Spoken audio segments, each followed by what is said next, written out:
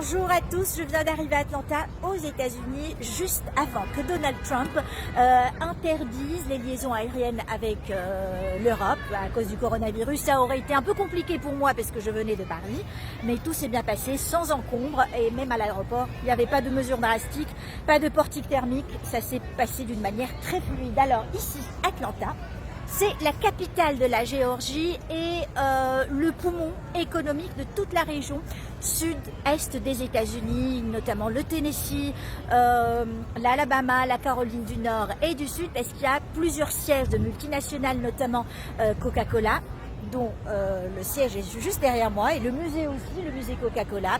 Il y a le siège de Delta Airlines, le siège de CNN, de UPS, et il y a beaucoup de choses à visiter, notamment le plus grand aquarium au monde qui est juste derrière moi aussi.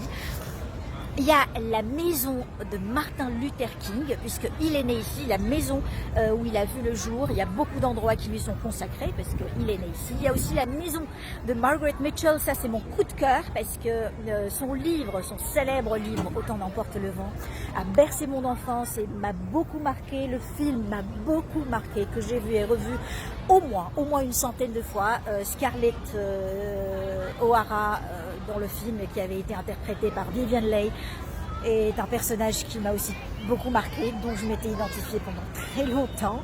Et donc déjà je suis très émue avant même d'aller visiter cette maison-là. Qu'est-ce qu'on peut visiter aussi? Oui, à quelques pâtés de maison de là, il y a le musée des droits civiques qui raconte l'histoire de la lutte pour les droits de l'homme aux États-Unis, notamment un grand chapitre consacré à la guerre de sécession. Vous savez, Atlanta était...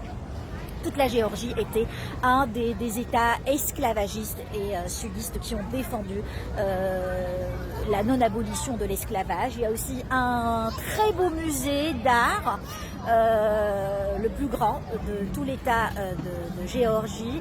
Il y a une très belle collection, 14 000 œuvres, dont beaucoup qui viennent du Louvre. Il y a du Tiepolo, du Degas, Fragonard, Pissarro, Chaim Soutine, une très belle collection. Bon, je vais essayer de faire tout ça et d'optimiser mon voyage parce que je ne sais pas si je reste là longtemps ou si je dois raccourcir à cause du coronavirus. Bon voilà, je fais pour le mieux et je vous embrasse très fort.